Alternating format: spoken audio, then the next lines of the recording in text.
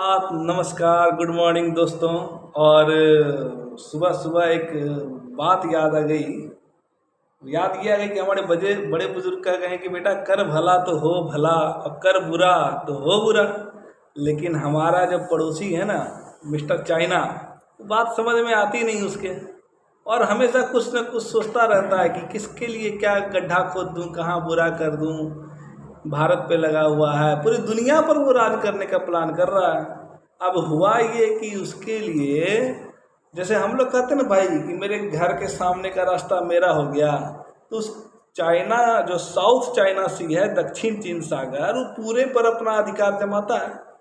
अब अगर हमारे घर के सामने कोई मजबूत घर हो तो पंगा तो उससे लेंगे नहीं, लेकिन अगर हमारा घर बड़ा है और सामने कोई गरीब आदमी रह रहा है तो बीच का पूरा रास्ता हमारा हो जाता है।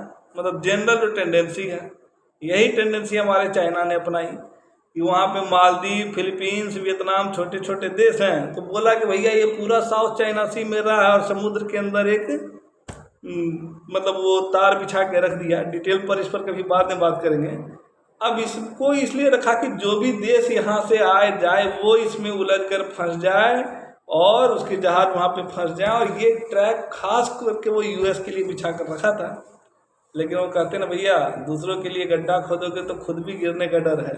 यही हुआ उसके साथ। उसी का सबमरीन पनडुब्बी फंस गया। कल के न्यूज़ में ये चीज़ मैंने देखा, कल मौका नहीं मिला कि आप लोग से डिस्कस कर सकूं।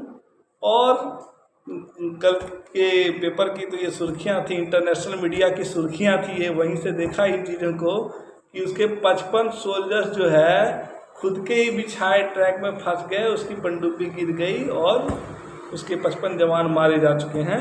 तो पता नहीं वो कब समझेगा कर भला तो हो भला, कर बुरा तो हो बुरा। अभी वो एक राक्षस बनाने की भी तैयारी में है।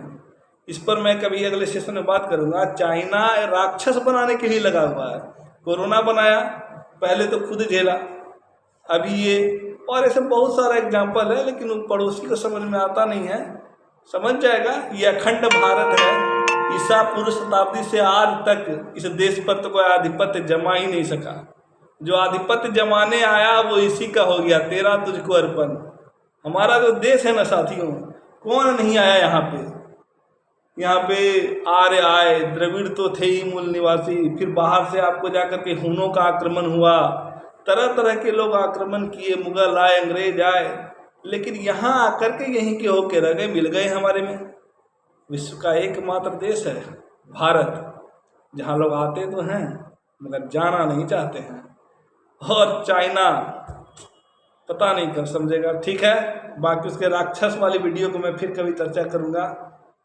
तब तक के लिए जय हिंद।